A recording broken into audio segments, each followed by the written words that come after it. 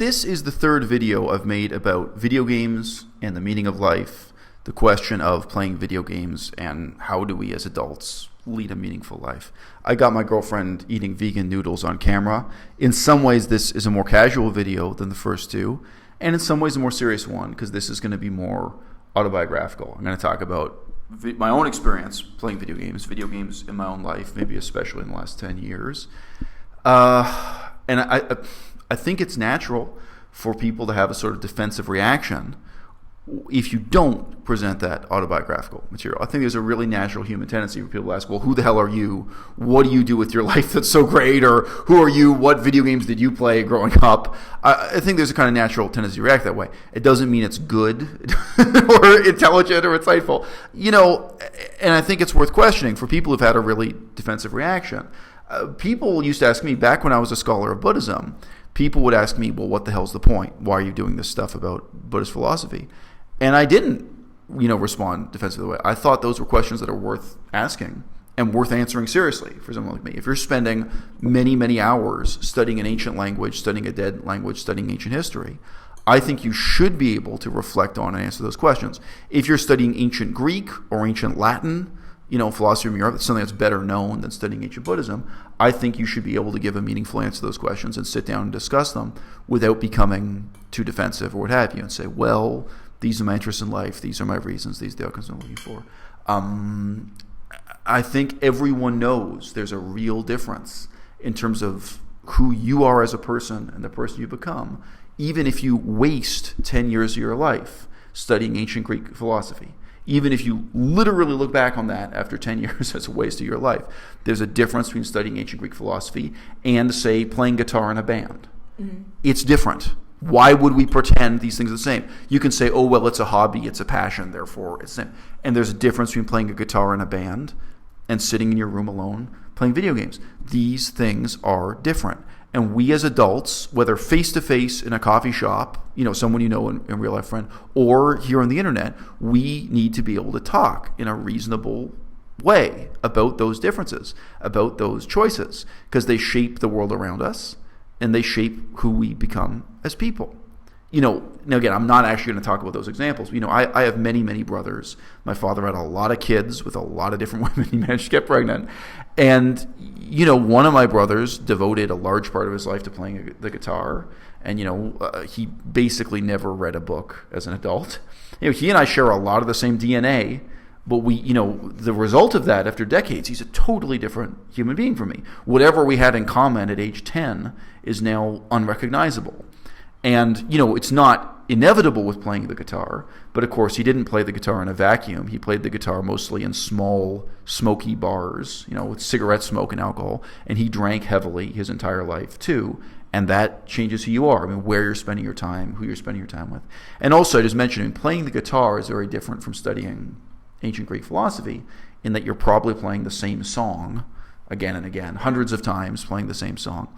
And with humanitarian work or politics or philosophy, you may be doing something really new and different and challenging every night, even if you are literally sitting at your desk alone, even if you look back on it after 10 years and think, oh my God, I lost so much time studying this language or studying this philosophy or studying this literature. So yes, there are meaningful differences, and yes, there's a sense in which they're comparable, because we've talked about just how many hours goes into this. But you can say, so we're not going to get into any real embarrassing details, but my girlfriend, her ex-boyfriend, so her boyfriend before me, he used to play video games for about 3 hours a night. Right? If he was studying ancient Greek for 3 hours a night, yep, that would be different. If he was working on philosophy or politics or humanitarian work or cancer research, whatever. Anything, any passion. It's different. Is it the same? It's the same in that it's 3 hours, yeah, but in every other way, there are really deep, meaningful differences in the process and in the product of who you are after doing that for 6 months or 6 years or 10 years, right, whenever you look back and do the evaluation. So we don't pretend. There's no point in coming at me on the internet, as people will, inevitably, and saying, well, who are you to judge? Playing video games is the same as watching movies, or playing video games is the same as doing cancer research or philosophy. Yeah. It's different. Mm-hmm. Yeah. Yeah, I will just say that was a reduction when I first met him. He was playing video games more often. Oh, so you... Yeah. So having... We hadn't talked about that, but he used to be like a Call of Duty pro. Right. So I mentioned this in the second video, though, but I am not addressing this just to video game addiction. I don't think your ex-boyfriend was an addict. He had a normal job. He drove a car. He had a girlfriend. He was a normal, productive member of society. Right. And 3 hours a night in our society is not considered an addiction. I can say this about some of my brothers too. Yeah. None of my brothers are considered alcoholics in Canadian society. None of them are considered alcoholics in British society. But the level of drinking, can be, you can be spending 3 hours a night drinking alcohol. Yeah. And in our society, you're not considered alcoholic. Now, for me, subjectively, I look at those brothers of mine and I'm like, dude, you wasted all your intellectual potential. You wasted all your potential, period, sitting around drinking alcohol. That's my perspective. But they're not alcoholics. And likewise, your ex-boyfriend, he's not an addict. He's not one of these. I was looking at the other day, one example of a guy who for many years was playing 10 hours a day. And then he went up to 15 hours a day. He had just 1 year at that level of 15 hours a day playing video games. And he was in formal competitions. Right. So that is when you're talking about video game addiction and video game obsession. But those 3 hours a night, that's exactly the time when you could be working on anything. So this is a really broad topic. It's a deep topic. And to some extent, I think it's inevitable. If I just present myself with no autobiographical reflection, I don't talk about my own history of playing video games, there is this sense of, well, who are you to speak? And I'm used to that. I had that kind of reaction when I was talking about video games on Tumblr, on a written blog before YouTube. So to kick this off, I've got this comment on Patreons. This is from a Patreon supporter, someone who, in some sense, is a fan of my channel, pays $1 a month to support what we do on this channel.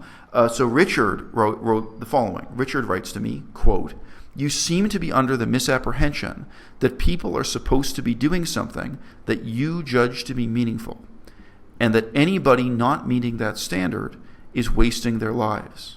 Okay, I'll read the next sentence, but let's just move that. So he is saying that I am under the misapprehension that people are supposed to be doing something that you judge to be meaningful. And in part of my reply, I gave him a very short reply, and I also offered to have email with him further if he wants to get in touch with me and know more about me. No, it's not a misapprehension. It's an ethical claim. And that's the kind of claim we make in knowing people face to face, whether it's your brother or your coworker or a friend or a colleague. All the time, we say to people, look, this is what I consider a meaningful life. This is what I consider a standard of adequacy or excellence, or this is something I think you should be aspiring to. And if you fall short of it, I'm going to tell you I'm disappointed in you.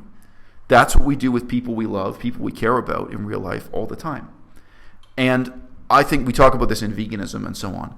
In veganism, there's a lot of kind of agony within the movement about do you or do you not walk up to complete strangers and testify? Do you walk up to somebody you don't know at all and be like, hey, have I told you about our Lord and Savior veganism? And I don't do that. I've really said, whether or not you come out of the closet and tell somebody how much veganism means to you has a lot to do with how much you respect them, how much you care about them.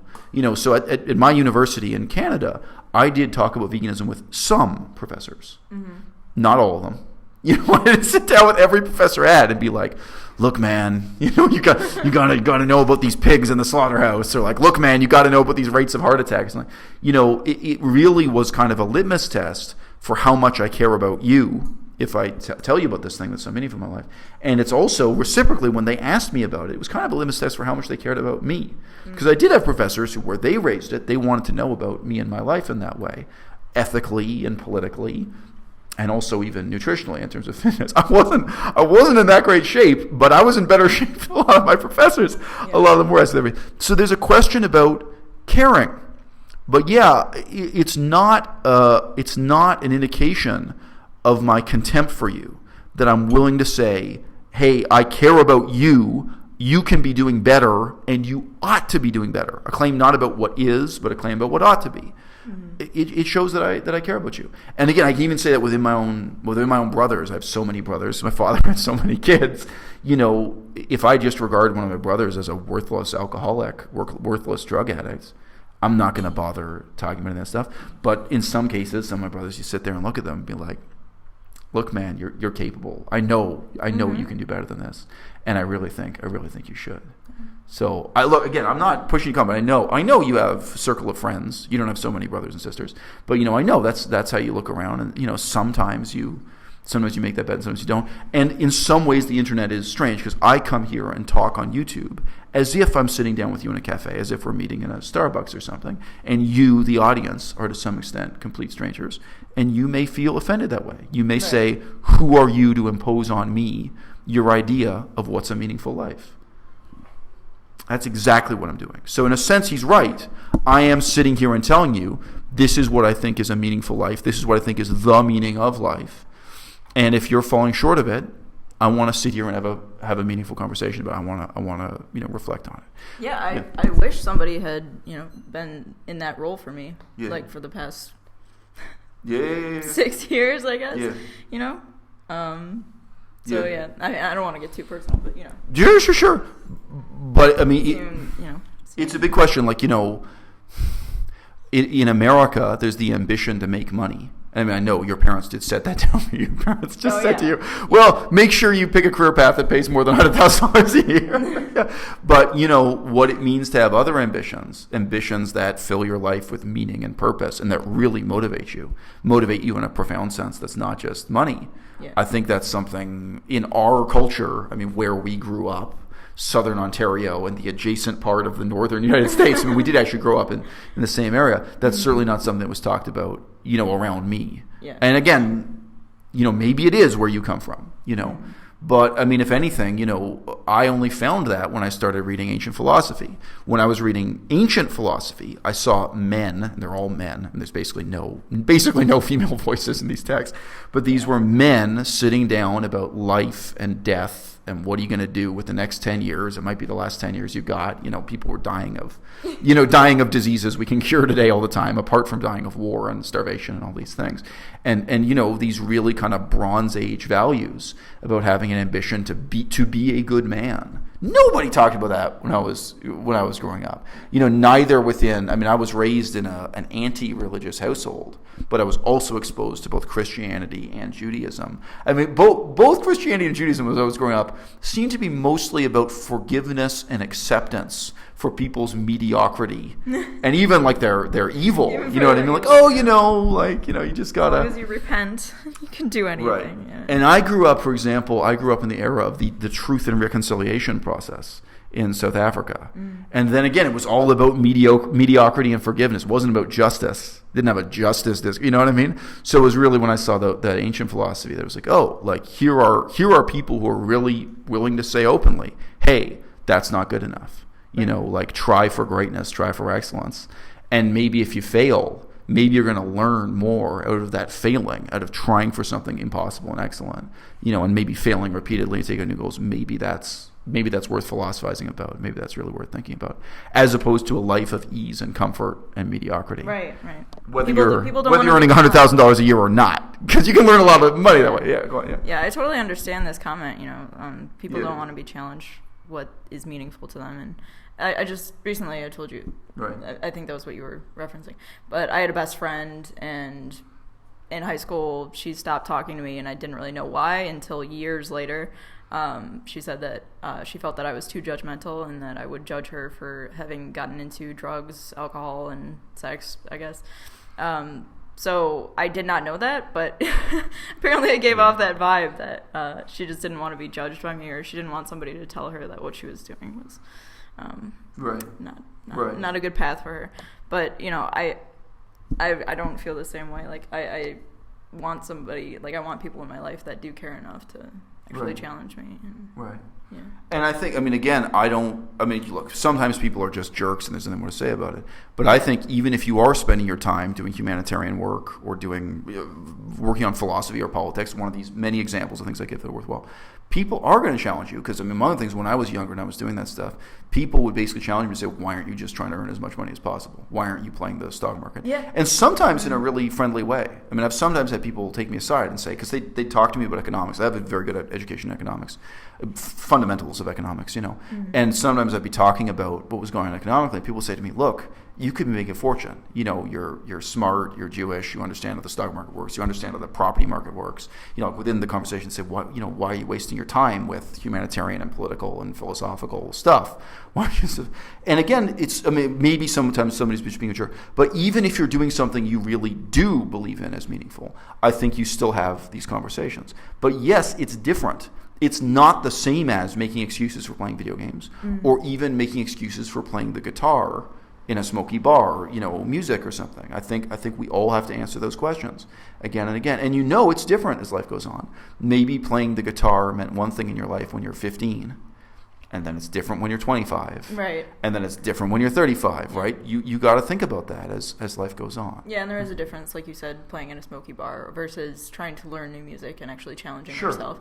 Or learning new instruments. That can be a valuable use of your time. But if you're mostly playing to, meet hot chicks at the bar or something. I think I'm including the example of music because I think it's an intermediate example. I don't think playing music it's not the same as playing video games, right. But it still raises these questions. Whereas, I've said, I think that playing billiards, playing snooker, which for many people becomes, there are people who play snooker 8 hours a day, play these kinds of table games or playing card games. It can be really the same as video games. Yeah. Where you look back at that time.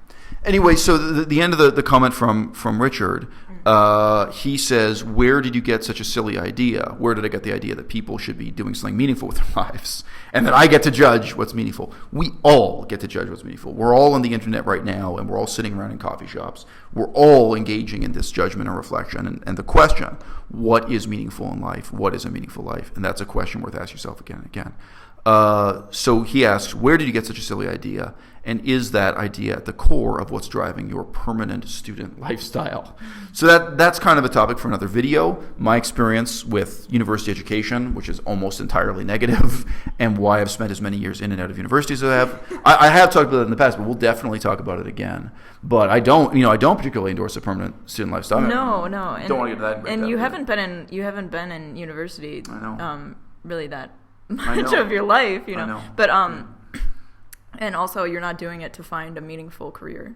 Like you've expressly told me that, like, at this point you're not looking for something that is something that brings meaning into your life. I'm certainly not in university looking for something that isn't there. I know what the university system is and what it isn't. And, I think what he's referencing is how some students, they continue getting a master's and PhD in something that's right. There are people going on. Sure. Basket weave. But look, here on YouTube, I talk a lot about research. Yeah. And the majority of my research was not in any university. It was outside of universities. But it's true, that may make it seem like my whole life is about university-based education and study.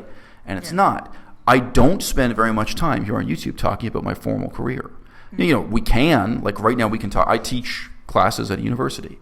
Right. I don't talk about that much. In the past, I have experience, presenting formal lectures to boardrooms of people in a corporate setting, like multimillionaires in a corporation in Hong Kong on the top floor of this skyscraper. I've done that, which it's interesting in its way. I could talk about that. I've presented to a boardroom where everyone was a representative of the United States government, European Union governments, plural, and the EU itself. International humanitarian agencies. When I was in Cambodia, I gave presentations in that kind of context. So, like, my work life, in that sense, and my earning money life, I don't talk about on YouTube that much. Why? This comes back to the meaning of life. Because the research I've done, the more scholarly stuff I've done, is more meaningful to me. And even the stuff, raising my daughter, like my situation with my divorce and my daughter and going to take care of that's more meaningful. It gets talked about more here. But sure, I do also have a professional side to my life, which I'm not mousy about. It's not like I refuse to talk about it on YouTube. But sure, I think it also reflects this underlying question of what's meaningful, what's important in your life. That's not the bulk of what we talk about here on YouTube. Okay, so look, video games in my life and your life, neither of us were ever video game addicts. No. But I can say, video games meant different things at different points in my life, and some of it have regrets about, and some of it I don't. Let's start with just talking about the last couple of years, like the last 5 years. Yeah. I have played almost 0 video games in the last 5 years. I'm going to include our romance because video games are a small component of it. We have played video games a little bit. So I'll get to that. But, before I moved to China, so I was living in Victoria, that's several years ago, I bought a new Mac. It's actually the other Mac. It's not this Mac. Yeah. But anyway, I bought a new computer, and you guys may not know this, but now with Mac, the first time you open any program, it gives you this stupid security warning. It's like, warning, this computer could contain, this program could contain a virus that damages your computer, blah, blah, blah. Mm-hmm. So the first time you open any program, you get this. So when you buy a new Mac, you get that message like 20 times. So for about 2 years, I didn't play any video game on my hard drive at all. I know on that Mac, because then I did start to play for a couple of minutes. And when I opened those video games, I got that warning. I was like, how can I be getting this warning? I bought this computer like 2 years ago. So I hadn't even opened them. So actually, I started playing video games really briefly. I'll describe what I played after about 2 years of playing absolutely zero, because I had some really annoying loading pauses and file processing pauses. So I'd be in the situation where my computer was like a 2-minute delay or 5-minute delay, and I didn't want to open a textbook and get involved with something else. So I started playing the original Space Invaders, which, believe me, you can play for about 2 minutes. I mean, this is a really simple game. Like 2 minutes is a long time to play Space Invaders. Mm-hmm. And some other really simple, really classic games. So within the last couple of years, that was all I played. And even then, not really. There was this big gap where I didn't play video games at all. Yeah. And that was literally while waiting for my computer to load or export something or convert something. Just a couple of minutes here and there. When Melissa and I began our romance, one of the surprises was that she really grew up playing a lot of the same video games I did. And she's much younger than me. Mm-hmm. So she actually grew up with a lot of classic video games, Sega Genesis and Nintendo 64 and what have you. So when we first met,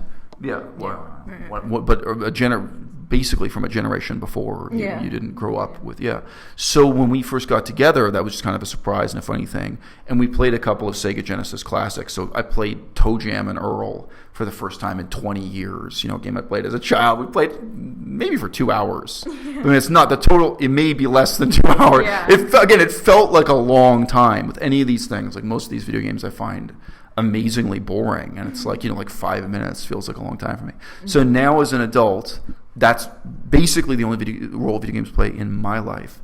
But I want to mention a couple of other things within the last 10 years. One, I have a daughter. I have a 4-year-old daughter, and I did a lot of research on video games for her, and because I was concerned about buying video games for her and her future with video games. And I'm sure it's something I'm going to discuss with her, not once, not 10 times, but 100 times. I'm sure as she grows up, video games are really going to be an issue. So I wanted to be au courant, and I have bought her video games, and I have played video games with her, and I played video games in a sense for her, where I was figuring out what to buy for her, what was appropriate, for a 4-year-old, that kind of thing. So that's another role of video games, but that's not going away.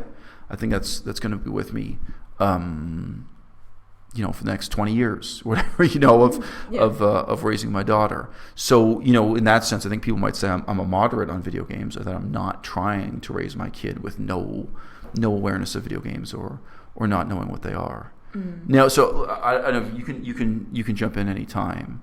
I as a child, so I was never a video game addict, but I have seen compulsive video game playing up close, and I emphasized in my earlier video that that your own professors, the people you look up to, police officers, all kinds of grown adults, either still play video games compulsively, or it's something they struggle with. Or if not, if you're talking to grown adults who don't play video games, it's a choice where they've chosen to quit video games. They've reached a breaking point. So, whether you're talking about people 40 years old, 50 years old, this is a mass phenomenon, and it's much, much more common than dealing with cocaine or alcohol.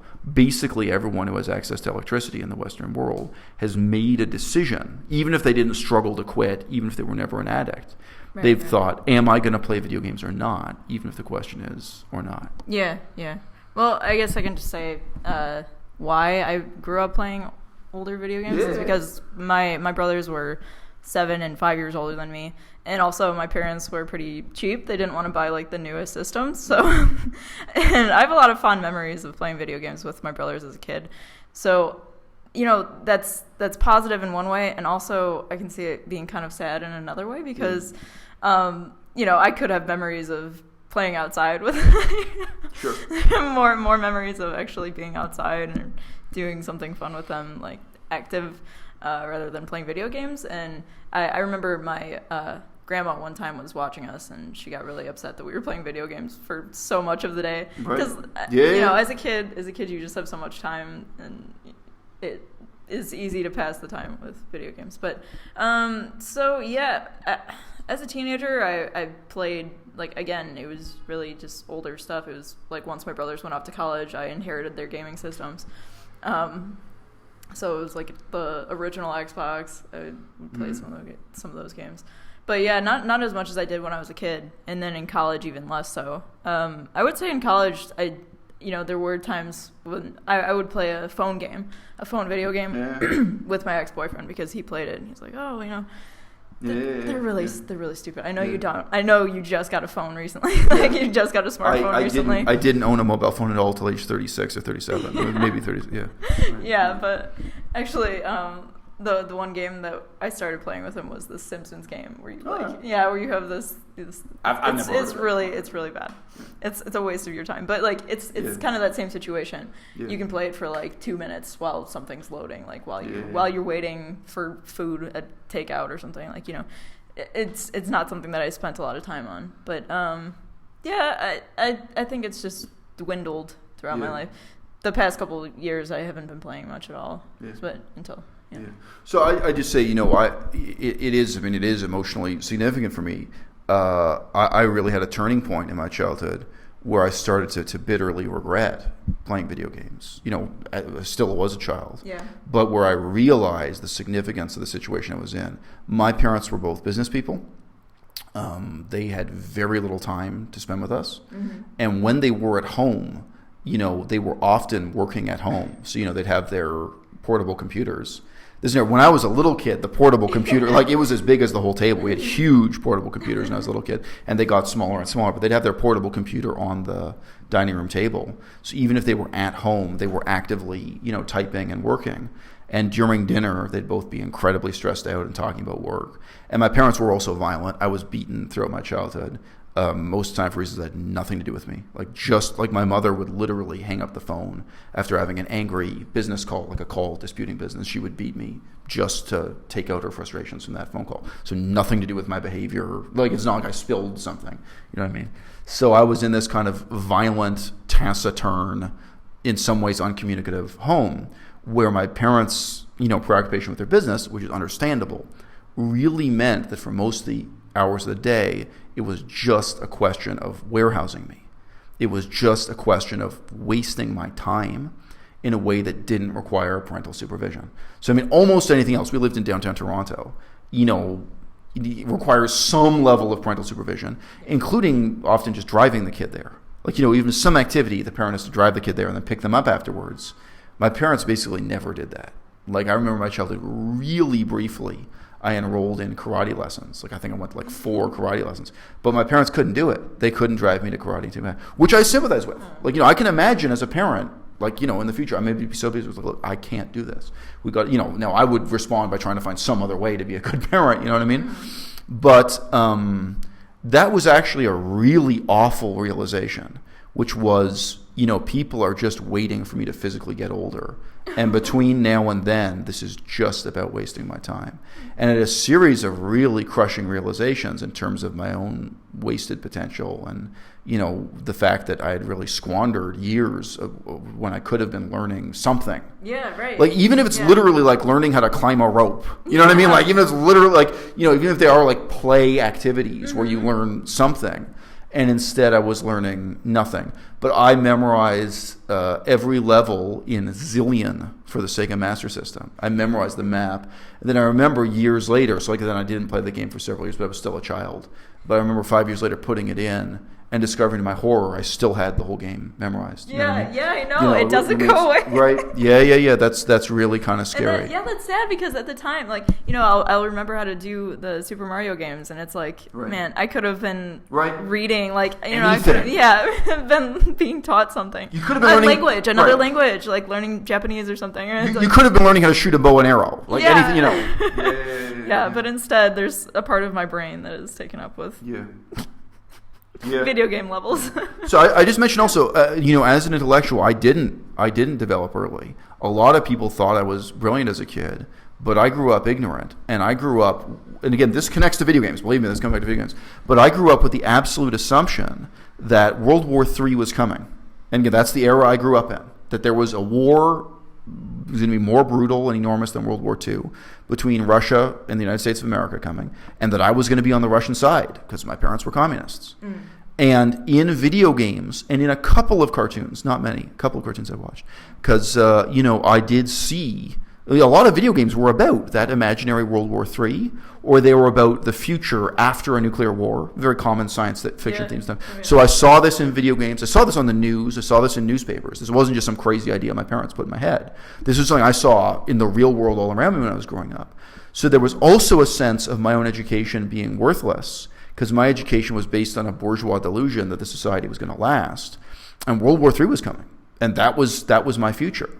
And I really sat there and imagined as a kid to what extent World War III was going to resemble World War II, like, men in cloth uniforms, and to what extent it was going to resemble what I saw in video games and cartoons, like men in spacesuits. You know what I mean? I really thought about that stuff. And, was I going to have a gas mask on the whole time, because of the use of gas and, chemical weapons and nuclear weapons, whatever. That was also part of the context I was growing up in. And then, eventually, really in the 1990s, having the realization that my whole attitude towards education and video games and how I was spending my time as youth was in some ways weirdly out of touch in reality, but in some ways was really connected to the hysteria that defined the mainstream culture all around me. I mean, I didn't grow up in a cult. It really, what I saw on the front page of the newspaper as a child. You don't really read the newspaper as a child, but you see the newspaper. You see the news on the nightly news all the time. So the newscaster normally has a picture above his shoulder on old-fashioned news. There's a picture of an atom bomb exploding. And the news would be, today the latest nuclear disarmament talks. But all the time. You just saw the picture of World War III coming. Yeah. And as a kid, you're not understanding the nuances of what they're talking about in the news, but you get the message. World War III is coming. And that was what my video games often, in some sense, even if it's just symbolically, just in that science fiction sense, that's what they were about. But sure, it was a crushing realization both about video games and even about transport to and from school. I mentioned this to you recently. When I realized, one Patreon supporter said the pie chart of how many hours of the day, where I realized my time was precious and I had to take responsibility for my own education because nobody in the school was going to teach me shit. My parents weren't going to teach me shit. I figured that my parents were basically insane, like ideological extremists, that my parents were not normal politically, not at all. And, I had to teach myself about politics and economics or I was never going to understand how the world worked. I had to take this burden on myself. And then obviously rejecting video games and also rejecting stuff like comic books. I wasn't a huge comic, but like most people, I did read some comic. But in rejecting that and saying, oh my God, if I don't take it on my own shoulders to become some kind of well-informed person, I'm never going to know nothing because my teachers are full of shit, my parents are full of shit, I have no other access to information. And I started going to the library. So obviously that could be the start of a whole longer video about how I started educating myself. Yeah. But the fundamental thing I had to realize was nobody's responsible but me. And I wish someone was. Mm-hmm. It's not like nobody can be responsible but me. Yeah. But the situation I was in, nobody else was going to be responsible. If I didn't take on that burden, nobody else would. And that did lead to me reading Aristotle and Socrates and Thucydides and, ancient Greek and Latin sources. As well as, as I said, mentioned, trying to get an education in modern economics. Because I was surrounded by left-wing people who kind of worshipped economics, but had no real understanding of it. Okay, so obviously whole different topic there, but we're sticking on video games, the autobiographical, element of video games. All right, so For me, this is not about video game addiction. We mentioned that Melissa's ex-boyfriend would play video games for 3 hours a day, and that shaped his whole life and what he did do and what he didn't do. I wanted to include that my ex-wife, she also at many points during our relationship played video games compulsively. And my ex-wife's a very respectable person in many ways. She has a PhD, she does research, she does meaningful things in her life. But I remember what a weird position that put me in. Because I'd have to stand there and it's like, look, do you want me to force you to stop playing video games? Like, do you want me to like take the computer away from you? You know what I mean? Like what do you want me to do? Like, this is a problem. And I mentioned this for people who know video games watching this. The video games she was playing compulsively were really simple. One of them was NetHack, which is a classic game I introduced her to just in conversations about where she and I talked about what video games did I play as a child. And I showed her this really primitive game, NetHack. NetHack has no graphics. It just has letters and boxes on the screen. But it is a game that people play for hours and hours. If you Google it right now, there are people who've written about how they played NetHack for 200 hours or something. It is one of those games people get engrossed in. And another one was Spelunky. Spelunky, like if you just look at it on the surface, it's similar to Super Mario Brothers. Like, you jump around, from thing to thing. And Spelunky was one of those games that had a clock in it, where every time you started up and quit, it told you how many hours in total you've been playing. And, there were, I think, different times in her life, but, where she was, whether it was due to escapism or whatever, I'd be like, look, and I'd be doing other things. But, like whatever, I'd do some work or I'd go do food shopping and come back and I'd have to say to her, look, like it's been 3 hours. Like, you said you were going to do this, and this today. So that's also, and again, this is not remotely addiction. I mean, my ex-wife was never a video game addict, but I can just say it was a problem and how it was really hard for me to address that. With you and your ex-boyfriend, did you ever address it? Or was it just built into the relationship? Where it was an assumption that he was going to play video games for like 3 hours a day and never, you know what I mean? Like it wasn't negotiable, Because I mean, a lot of things in a relationship are like that. Like if someone's already a cigarette smoker when you start the relationship, they sometimes are in a position to say, look, I smoked cigarettes when you met me. I'm going to, Yeah, it was kind of built in because when we first were dating, I was in college and he was about an hour drive away. Like he lived an hour drive away. So we would see each other only on the weekends. And during the week, he could just, play video games as much as he wanted. So in the last 2 years that we were together, that we lived together, he worked a job where he got off work at like 11, and that's when I had to go to sleep. So after that, like he would just stay up until like 3 or 4 in the morning playing video games, and like I was asleep, so it really wasn't that big of a deal. Right. I guess on the weekends, like I would either be like studying or just watching YouTube videos. Right. I'd be doing something else while he was playing video games. So, yeah, it wasn't something that I didn't really criticize him for doing it. One of the leitmotifs in my life, I say, worrying is underrated. You and I, we go for long walks together. In the last couple of days, we've done a number of long walks. And very often what we're talking about during those long walks, we're worrying about the future. We're thinking about, should we do this in the future? Should we do that in the future? What's going to be like? Yeah. And, people think worrying is a bad thing. People think worrying means you're unhappy. But worrying is a productive thing to do with your mind. And I would not trade that worrying time for video games. You know what I mean? If worrying is misery, I don't want to trade that for a kind of, shallow happiness. Yeah. I think that's really worthwhile. Now, obviously that's not, we also just do fun things in the relationship. Yeah. But, if I think about the number of hours we spend worrying about the future and talking through different options and scenarios, that is a significant amount of time. Mm-hmm. And it's not, again, I think it's a false optic to think that life is about enjoyment and happiness. That's one aspect of life, but there's a lot of worrying and research and aspiration and ambition. And even just within this relationship, I think the time we spend worrying and, going on those walks together is meaningful. And we wouldn't have that time if either one of us was playing video games for 3 hours a day or maybe even 1 hour a day. Sometimes we ask if we're going to go take a walk. There's a mountain we go up here. If we're going to go on a hike up the mountain, it's like, well, that's going to be over an hour. Can we fit in or not? So those are the questions on that basic level that everyone has to ask. Right. There's a legal principle. I'm not going to try to say it in Latin, but it normally is quoted in Latin. The abuse of a thing has no implications for the proper use of a thing. And even if you've never heard that legal principle before, maybe you can guess why we have that. So, the fact that some people are drunk drivers doesn't mean that you should take away the right to drive from everyone or something. The fact that there's a problem with abusing a principle, a right, a freedom, or even a power has no implication for the proper use of things. So obviously, one of the most extreme debates about this is something like gun control. Like the fact that even if 90% of people are using guns improperly or illegally, well, what about the 10% who own them and use them in some strictly legal sense or what have you? What's the implication for the proper use of a thing? And the focus on video game addiction, I think this is the problem, is that it's very easy to look at that and say, okay, there's a small number of people who are video game addicts, in the same way there's a small number of people who are gambling addicts. But that doesn't have any implication for people who are responsible gamblers or people who are moderate video game players. Yeah. And I think what I'm trying to emphasize here is that my overall approach to this, it's not about addiction. It's not about the abuse of video games, it's about the use, period. And you could say that about something like steroids. Like, are you just criticizing steroid abuse, excessive use of steroids, as opposed to being opposed in principle to any use whatsoever? You could say the same about cocaine or alcohol. I don't just oppose alcoholism.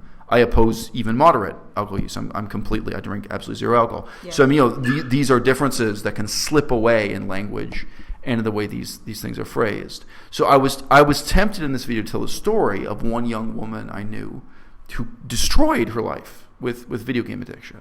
And it's it's kind of a long story, but long story short, because I met and had this long series of conversations with the woman, I got to kind of see the world from her eyes.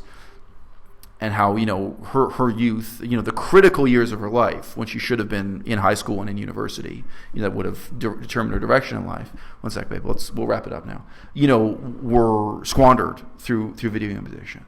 But I'm not going to cover that in this video for this reason. That, again, this is a little bit more of an autobiographical approach, but this is not about video game addiction or excessive video game use.